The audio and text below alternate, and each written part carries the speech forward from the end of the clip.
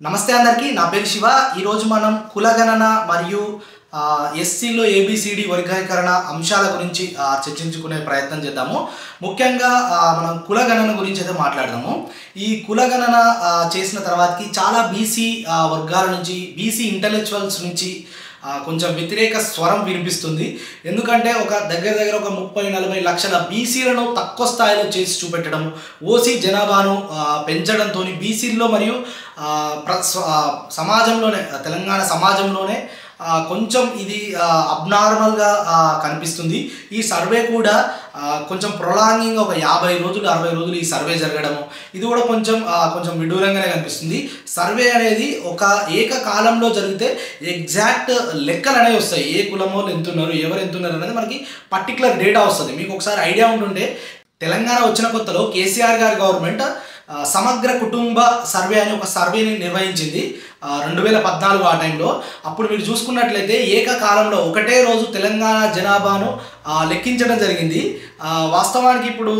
ఆ రిపోర్ట్ గురించి ఎందుకు చర్చించుకోవాల్సి వస్తుందంటే అది పబ్లిక్ డొమైన్లోనే ఉంది వెబ్సైట్లో ఉంది మీకు ఆ లింక్ ఇస్తాను మీరు కూడా వెళ్ళి చూడొచ్చు ఇప్పుడు మొన్న రీసెంట్గా రేవంత్ ప్రభుత్వం రిలీజ్ చేసినటువంటి కులగణన రిపోర్టు ఈ రిపోర్ట్ని మనం కంపేర్ చేసుకుంటే మన తెలంగాణ జనాభాని తక్కువ చేసి చూపించడం జరుగుతుంది ఓటర్ లిస్ట్తో చూసుకున్నా మనకు ఆధార్ల కార్డుల పరంగా చూసుకున్నా కూడా తెలంగాణ జనాభాని ఈ కొత్తగా 2025లో చేసినటువంటి ఈ కులగణనలో 25లో చేసిన కులగణనలో జనాభాను తగ్గించి చూపించారు అప్పుడు ఉన్నటువంటి జనాభా కన్నా ఇంకొక 10 లక్షలు 15 లక్షలు ఒక 20 లక్షలు అలా పెరుగుతారు కానీ జనాభా ఇక్కడ తగ్గించి చూపడంతో ఇక్కడ రాజకీయంగా ఏదో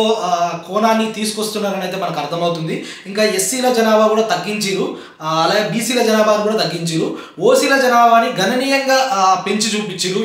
ఈ రిపోర్ట్లో ఈ రిపోర్ట్ పైన ఎవరు కూడా సంతోషంగా లేరు ఇది పారదర్శకంగా జరిగిందని అయితే మనం చెప్పలేము ఎందుకంటే దాంట్లో వాళ్ళు చెప్పారు పాల్గొనేటోళ్ళు పాల్గొనండి లేదంటే లేదన్నాడు కొన్ని వీడియోలు మీకు ఇంటర్నెట్లో దొరుకుతాయి అక్కడ చాలామంది నేను చూపించే ప్రయత్నం కూడా చేస్తాను మా దగ్గరికి రాలేదు సర్వే కాలేదని కొంతమంది వెల్లడించడం జరిగింది వీళ్ళు ఏం చెప్పారు సర్వేలో మీ ఇష్టం ఉంటే పాల్గొనండి వద్దనుకున్న వాళ్ళు కూడా దూరంగా ఉండొచ్చు అని చెప్పారు ఇట్లయితే మనకు కరెక్ట్ ఫిగర్స్ మనకు ఎట్లా తెలుస్తాయి అందరినీ సర్వేలో భాగస్వామ్యం చేస్తేనే మనకి ఒక కరెక్ట్ ఎగ్జాక్ట్ నెంబరు ఎవరు ఎంతున్నారు వాళ్ళకి ఎంత వాటా ఇవ్వాలనేది అయితే అర్థమవుతుంది ఈ ప్రపంచంలో ఇదే మొదటిసారి జరిగింది ఆ కులగణన అంటే కాదు ఆల్రెడీ బీహార్లో జరిగింది కర్ణాటకలో జరిగింది కానీ మన ఇక్కడ ఉన్నటువంటి కాంగ్రెస్ సోషల్ మీడియా మాత్రం మన దేశంలోనే ఫస్ట్ సారి ఈ కులగణన జరిగినట్టు వీళ్ళు ఒక గ్లోబల్స్ ప్రచారము చేసుకుంటున్నారు అది ఎంత మాత్రం కరెక్ట్ కాదు ఆల్రెడీ వేరే రాష్ట్రాలలో నిర్వహించారు మనకి సకల జనుల సర్వే అప్పుడు మన సమగ్ర కుటుంబ సర్వేలో కూడా అన్ని క్యాస్ట్ల యొక్క బీసీల యొక్క లెక్క కూడా ఉంది కాకపోతే అది మొత్తం ఒక జనాభా లెక్కలు మనకి నేషనల్ సెన్సస్ ఎట్లా చేస్తారో అట్లా చేసి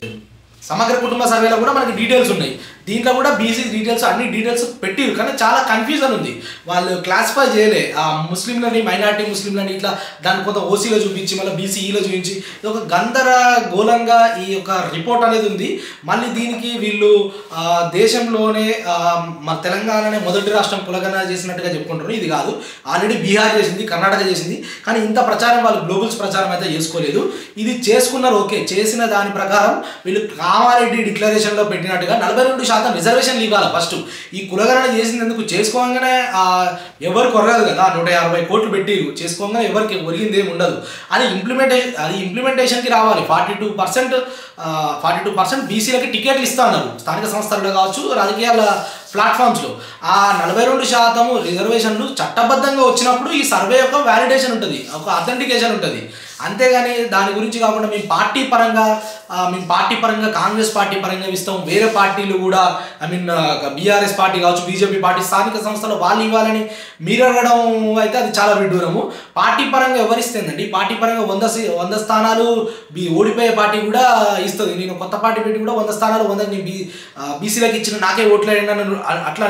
అడగొచ్చు కానీ జనాలు అట్లా నమ్మరు కదా మీద ఒక విశ్వసనీయత ఒక పార్టీ అధికారంలో ఉన్నారు నేషనల్లో ఆపోజిషన్లో ఉన్నారు మీరు ఒక మాట చెప్పినట్టు దాన్ని నిలబడాలి కనీసం దానికి ఒక మనకు క్యాబినెట్ అప్రూవల్ తీసుకొని అసెంబ్లీలో చర్చ పెట్టి దాన్ని ఒక చట్టంలా చేసి మరి పైకన్నా పంపించిరా దాన్ని మేము మాకు 42% రిజర్వేషన్ కావాలి ఒక బిల్లు లాంటి చేసి మరి సెంట్రల్ కన్నా పంపించిరా మీరు సెంట్రల్ నుంచి మీరు కూడా ప్రయత్నాలు చేయండి అక్కడ ఎనీవే అక్కడ కాంగ్రెస్ గవర్నమెంట్ లేదు బీజేపీ గవర్నమెంటే ఉంది సరే మోదీ గారికి ఇలాంటివి మన వీళ్ళు ఒక బిల్లు లాంటిది పెట్టి పైకి పంపించి మీరు కూడా 42% చట్టసభల్లో పెట్టండి బీసీలకు కావాలని అలాంటిది ఒక ప్రయత్నం అన్నా జరగలేదు. జస్ట్ ఏదో సర్వే చేసినట్టు చేసిరు, చేసిన ఇంత జనాభా ఉన్నారు బీసీలు, ఇంత జనాభా ఉన్నారని 2014లో తెలిసి ఇంత జనాభా ఉన్నారు, ఓపెన్ డొమైన్లో ఉంది. ఇంకా నువ్వు అంతకన్నా తక్కువ చేసి చూపించినావు జనాభాని, అంతకన్నా తక్కువ చేసి జనాభాని చూపించి ఇప్పుడు 42% రిజర్వేషన్ మీ పార్టీ పరంగా ఇస్తాం, మిగతా పార్టీలు కూడా ఇవ్వాలన్నారు. ఇది చాలా హాస్యాస్పందకమైన విషయము. ఇంకా రెండో టాపిక్, ఇది బీసీ కులగణన, ఇది ఈ టాపిక్, ఈ విశ్లేషణ. ఇంకా మనకు రెండో టాపిక్ ఎస్సీలలో మన ఏబిసిడి కేటగిరీస్ వర్గీకరణ గురించి. ఇదేదో వీళ్ళే ఇంప్లిమెంట్ చేస్తున్నట్టుగా, కాంగ్రెస్ పార్టీనే దీన్ని మొత్తం సాధించినట్టుగా చెప్పుకుంటున్నారు. ఇది ఎంత మాత్రం నిజం కాదు. దీనికి క్రెడిట్ ఇవ్వాల్సి వస్తే మందకృష్ణ మాదిగ గారికి క్రెడిట్ ఇవ్వాల్సి ఉంటుంది. తనతో సహకరించినటువంటి వాళ్ళకి, ఆ జాతికి మనం వాళ్ళని అప్రిషియేషన్ చేయాల్సి ఉంటుంది. వాళ్ళ కష్టం, వాళ్ళ కృషి, ఒక 30 ఏళ్ళ నుంచి వాళ్ళు కష్టపడితే సుప్రీంకోర్టులో దానికి అనుకూలంగా ఒక తీర్పు వచ్చింది. ఆ తీర్పుని అన్ని రాష్ట్రాలు అమలు చేయాలి. అన్ని రాష్ట్రాల్లో కూడా అది పరిశీలనలో ఉంది. ఇప్పుడు ఇక్కడ ఈ ఉద్యమం వచ్చిందే, ఎస్సీ వర్గీకరణ చేపట్టాలనే ఉద్యమం స్టార్టింగ్ అయిందే తెలంగాణ గడ్డ నుంచి. మందకృష్ణ మాదిగ గారు ఇక్కడి నుంచే వాళ్ళ ఎంఆర్పిఎస్ని స్థాపించి ఇక్కడి నుంచే స్టార్ట్ చేసిండు. మరి ఆ తీర్పు వచ్చినాక కూడా ఇక్కడ నువ్వు అమలు చేయకుండా ఊరుకుంటాడా? ఆ రేవంత్ రెడ్డి మీద మందకృష్ణ మాదిగ గారు కత్తి పెట్టి ఇప్పుడు ఎస్సీ వర్గీకరణ, ఎస్సీలో ఏబిసిడి కేటగిరీ ఈ వర్గీకరణ అమలు చేస్తున్నాడు. అమలు చేయాల్సి వస్తుంది. లేదంటే వాళ్ళు 1,00,000 డప్పులతో ఒక దండోర నిర్వహిస్తామని వాళ్ళు ఆల్రెడీ ప్రభుత్వానికి సంకేతాలు తెలియజేసారు. దానికి కూడా పర్మిషన్ వాళ్ళు ఇస్తలేరు. ఇప్పటికైనా వాళ్ళు గవర్నమెంట్ ఈ ఎస్సీ వర్గీకరణ చేస్తామని చెప్పడం సంతోషకరమే. కానీ క్రెడిట్స్ విషయానికి వస్తే వాళ్ళు ఎవరైతే ఉన్నారో కష్టపడ్డారో వాళ్ళకి ఇవ్వాలి. వీళ్ళు చెయ్యని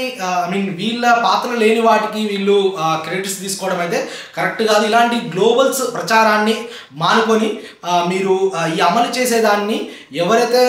ప్రజానాయకులు ఉన్నారో వాళ్ళకి అప్రిషియేషన్ ఇస్తే మీకు గౌరవం పెరుగుతుంది, వాళ్ళకు గౌరవం పెడుతుంది. మీ పట్ల ఇంకా సమాజంలో ఒక విశ్వసనీయత అనేది పెరుగుతుంది. నా అనాలిసిస్ కనుక మీకు నచ్చినట్లయితే మన ఛానల్ని తప్పకుండా సబ్స్క్రైబ్ చేసి నాకు సపోర్ట్ చేయండి, లైక్ చేయండి, షేర్ చేయండి.